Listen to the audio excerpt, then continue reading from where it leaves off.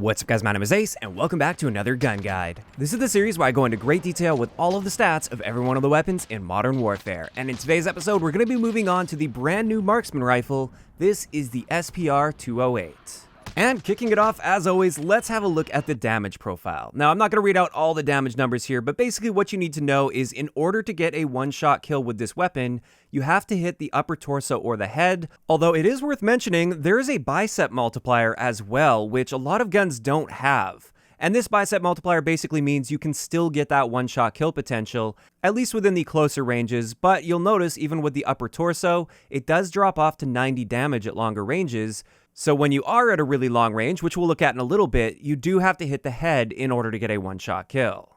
Speaking of headshots, of course, it's always going to be a one-shot kill, and this also applies to Warzone. We do get that special headshot multiplier that all the sniper rifles have. You are guaranteed a one-shot kill to the head, even if the enemy has full armor and full health, as long as you're not shooting through anything, and that includes even just a pane of glass. Now, getting into our rate of fire, our base rate of fire is 59 rounds per minute, which is a little bit faster than the Kar 98, and we will be referring a lot back to the Kar 98 just because it's the closest comparable gun. However, with this gun, we do have the option to change out our bolt, which adjusts our rate of fire. So with the Deadeye bolt, this slows our rate of fire down to 52 rounds per minute, so now it's going to be just slightly slower than a Kar 98. However, the key here is the Feather Bolt. This increases your rate of fire all the way up to 71 rounds per minute, which is very fast for a one-shot kill weapon, and I highly recommend using this attachment once you have it unlocked. Moving on, let's have a look at our ranges, and as you can see here, that one-shot kill potential to the upper torso, that extends all the way out to about 52 to 53 meters, and then anything beyond that, it will require a headshot to get a one-shot kill. That's where it drops off to 90 damage to the upper torso. But this is pretty zoomed out. Keep in mind, the average line of sight in most of the regular multiplayer maps is well below 50 meters, so generally speaking, upper torso shots are going to be great in multiplayer. But just know, if you really are trying to stretch it, you have to hit that headshot. As for suppressors, the lightweight suppressor reduces our ranges by 25%, which isn't very good, and then the monolithic suppressor increases our ranges by about 10%. I should also note really quickly that in hardcore modes, this is always going to be a one-shot kill, no matter what. But moving into hipfire, as you can see here, it's equal to the SKS, and it's better than the Kar 98 and the Mark II carbine, which is great. And I've actually found that this is a pretty effective shotgun if you get into a really close quarter situation. You can honestly hipfire this thing fairly effectively. Now, taking a look at our idle sway, you can see here that your sights do move a little bit, but it's really not that bad. It's fairly slow moving, and generally this isn't going to be much of an issue for you. Then when it comes to recoil, which isn't really super important for a one-shot kill weapon, but we're going to look at it anyway, you can see here that it does kick up a little bit, and it slightly returns to center, but it never fully returns to center. So you do have to manually adjust to get back on target if you miss a shot, for instance. But again, recoil isn't really all that important with a one-shot kill weapon. Now, moving into our aim down sight time, which we will expand on in a little bit when we get to attachments, because there are a lot of attachments that impact this. Our base aim down sight time is 350 milliseconds. And I do want to make a little correction from the video I made when this gun first came out. I did say that this was a faster aim down sight time than the Kar 98. It turns out I forgot to update my stat chart when the Kar 98 got buffed. The SPR-208 does have a slower aim down sight time than the Kar 98, but 350 milliseconds is still pretty fast for a one-shot kill bolt action weapon. As for our sprint out time, this is 267 milliseconds, which is pretty standard, and our tactical sprint out time is 400 milliseconds. And sprint out time isn't super relevant for this gun, but in some situations, it could play a role for you. As for our magazine capacity, this is 5 rounds with 10 in reserve, and our reload add time is 2 seconds on the dot, so it takes exactly 2 seconds to reload it. However, if you did want to speed this up, you could cut that down with the sleight of hand weapon perk, which cuts this down to 1.32 seconds. Now, getting into our mobility, our movement speed is 92%, which is just 1% slower than the Kar 98, and our aim down sight stray speed is 36%, which is pretty slow.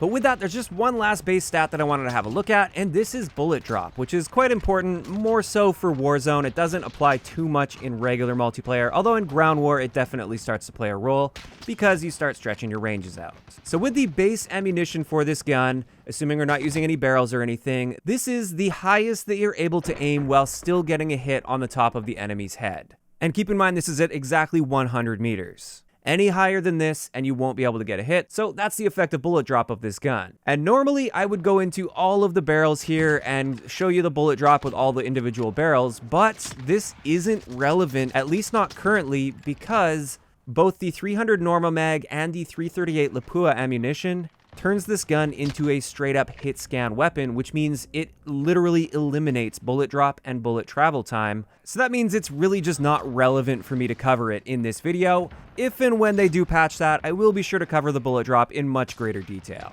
But moving on, the next thing I want to cover is the different aim down sight times with all of the attachments that have an impact on your aim down sight time. Now, I'm not going to read out all of them, but there's a few really important things I want to point out here. First up, you can see all the ones listed in red. They're supposed to hurt your aim down sight time, but currently you can see the 338 Lapua, the 10 round mag, and the 300 normal mag all improve your aim down sight time when they're actually supposed to be hurting your aim down sight time. So again, that's probably something they'll patch in the future, and I'll be sure to keep you guys updated, but as it is now, all of those things are actually helping you. As for the barrels, which we're going to cover in greater detail, you can see here that there's no surprises on this one. This is exactly what you would expect, but you can really see that that ASP barrel, for instance, it helps quite a bit with your aim down sight time. And this just leaves us with the optical attachments, and keep in mind, I just grouped all of the reflex sights together and all of the holographic sights together. But here you can see that everything's in order. If you put a sight on, it's generally going to slow your aim down sight time. And you can see some of them hurt it by quite a bit, like the variable zoom, for instance. That really slows your aim down sight time down. So now that we finally have that out of the way, let's move into some of the unique attachments this Marksman Rifle has, and let's kick it off with the barrels. And the first barrel we have access to is the ZLR Veritwist 9.6. And with this one, we get a 20% increase to our damage range, which is nice, and on top of that, our bullet velocity is improved. And the only downside to this is our aim down sight time is slowed down by just 1 frame at 60 FPS, so it's now 367 milliseconds. So overall, definitely a great barrel in my opinion. As for the next one, this is the ZLR ASP barrel, and with this one, it improves our aim down sight time pretty significantly actually. It cuts it down to 300 milliseconds, so it's now on par with the Kar 98 with this barrel. And it increases our movement speed by 2%, which is a nice little boost. This one does come with some pretty big downsides though. First up, our bullet velocity is reduced, so you have to lead your target more. Second, something that's not explicitly stated here, our damage range is reduced by 20%, which is a pretty big reduction.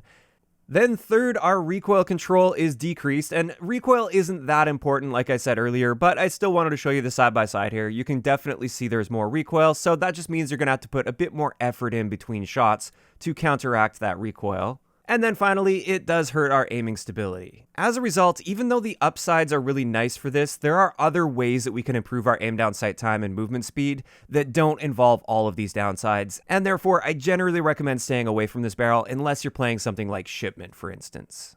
But moving on to the third barrel, this is the SPR 26-inch barrel, and with this one we get a 25% increase to our damage range, which is a really nice increase. Also, it helps with bullet velocity, and it also helps with recoil control, which if we have a look at it here, it's really not that much of a difference. And even then, like I said, it just doesn't really matter all that much with a one-shot kill weapon. But these upsides come at the cost of our aim down sight time. It slows our aim down sight time down to 400 milliseconds, which is definitely quite noticeably slower. And on top of this, our overall movement speed is reduced by 2%. And finally for barrels, we have the XRK 208 Dragoon barrel. And with this one, it's a suppressed barrel, so we get that built-in suppressor. And it also increases our bullet velocity, which means it also increases our range by 15%. And the one downside to this is our aim down sight time is slowed down by 3 frames at 60 FPS, so it's slowed down to 400 milliseconds, just like the previous barrel, which, like I said, that is definitely a noticeable reduction to our aim down sight speed. So that covers it for the 4 barrels that we have access to, and I've got to say, at least in the gun's current state, all of these barrels are basically made useless due to the fact that the 338 Lapua and 300 Norma Mag ammunition turns the gun into a hit scan. So until those are fixed, honestly, I would probably just stay away from all of the barrels. But once those get fixed, I'll be sure to pin a comment down below, and of course I'll upload a video talking about all of the changes, if and when those changes eventually come. But with that, let's now move into the ammunition attachments. And the first one here is the 10 round mags. And with this, we double our magazine capacity, which is great, especially for those quick scopers out there that are trying to get those big feeds. They'll probably want to lean more toward this. And with this, the first downside that's stated is it's supposed to reduce our aim down sight speed, but it turns out it actually improves our aim down sight time by 2 frames at 60 FPS, so it does the opposite of what it says. And the other stated con is a loss of movement speed, and in this case, you do actually lose 1.5% to your movement speed. So not a huge reduction, and overall, I'd say a great attachment for regular multiplayer if you're trying to get those kill feeds. As for the next attachment here, this is the 300 Norma Mag ammo. And with this, like I said, currently it turns the gun into a hit scan, so there's no bullet drop, no bullet travel time at all while using this. And on top of this, it increases our damage range by 10%, which is a pretty small increase, but it definitely helps a bit. And the only stated downside to this is a reduction to our aim down sight speed, but once again, this is flipped around and it's helping our aim down sight speed a little bit by just 1 frame at 60 FPS. But still, everything about this ammunition is pure upside. It doesn't hurt your gun. So you're probably thinking there's no reason not to use 300 Norma Mag, but there is a reason, and that reason is the 338 Lapua Mag is even better. So with this one, it once again turns the gun into a hit scan, just like the previous one, but on top of this, it gives us an additional body multiplier to the stomach, or the lower torso, and this means in the first damage range in core game modes, we're able to get a one-shot kill to the stomach, and this is the only way that we're able to do that with this gun, because it actually increases that damage. Now keep in mind, this one-shot kill potential to the stomach only extends out to about 34 meters or so, but in regular multiplayer, that's great. That's going to be most of your gunfights. But on top of that, we also get a 30% increase to our damage ranges, which is the biggest increase that you can get with a single attachment on this gun. And once again, for our stated downside, this is supposed to slow our aim down sight time down, but it actually gives us an incredible increase to our aim down sight speed that's even better than the 300 Norma Mag. So our new aim down sight time with this is 300 milliseconds. This is a huge improvement to our aim down sight time. And this just leaves us with one other con, and this is a loss to our recoil control, which if we have a look at the side-by-side here, I don't really see much of a difference. So currently, there are only 2 reasons I can think of for not using the 338 Lapua Mag. The first one is you don't have it unlocked yet, which you'll see in a lot of the gameplay in the background because I got that gameplay as I was leveling this up. Or if you are somebody that's going for those kill feeds and montages and stuff, you might want to use the 10-round mags just so you can get those feeds a little bit easier. Aside from that, you should always have this attachment on no matter what, at least until they end up patching it. And with that, it's finally time to move into just a couple attachment setups that I like using on this particular gun. Keep in mind, it's actually really hard to come up with an optimal setup for this just because you can run it in so many different ways, and it's an incredible gun basically no matter how you decide to run it. But let's start off with an example one for multiplayer, and with this, I've got the 338 Lapua Mag on there, so I get all the benefits of that, and there are a lot of them. Then I've got a lightweight suppressor on here, so I always stay off the radar while shooting, even if the enemy has a UAV up. And I don't have to worry about that damage range reduction or that bullet velocity reduction because I have the 338 Lapua Mag on there. Then, of course, I've got the feather bolt, so I've got that really fast rate of fire. We've got the blitz stock, which helps with aim down sight time and sprint out time and movement speed, so that's great. That gets a lot of benefits. And then I also threw a Scout Combat Optic on there. This is great for counter sniping because you don't get scope glint, but you do get a little bit of zoom with it, and it is quite effective for quick scoping and running around with it. But you could, of course, drop that and keep the iron sights. I also really enjoy using this with iron sights, so maybe I would swap that out for sleight of hand, for instance, and that's also a great setup. As for Warzone, I'm really liking this particular setup right here. So with this, once again, we have that feather bolt, the 338 Lapua Mag, and the lightweight suppressor on there. And then the final 2 attachments we've got are going to be the tac laser to really boost that aim down sight speed so we get it as fast as possible, and it also helps with our aiming stability, which is a great bonus.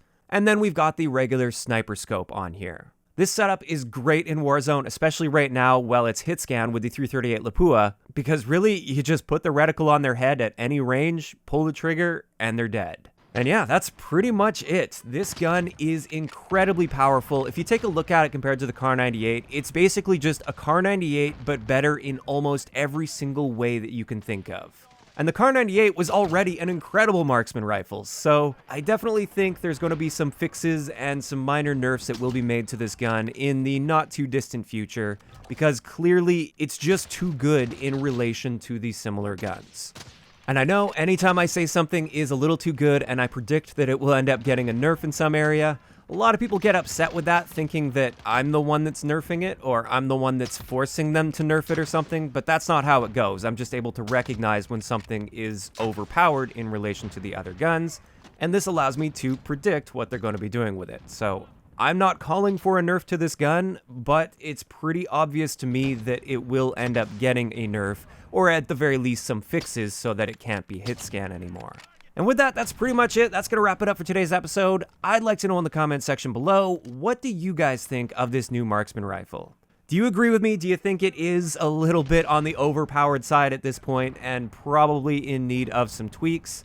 Or do you think it's perfectly balanced how it is? Just let me know those thoughts in the comments section down below. If you enjoyed the video, a like rating is always appreciated. And don't forget to subscribe for more if you haven't already. I'll talk to you guys next time.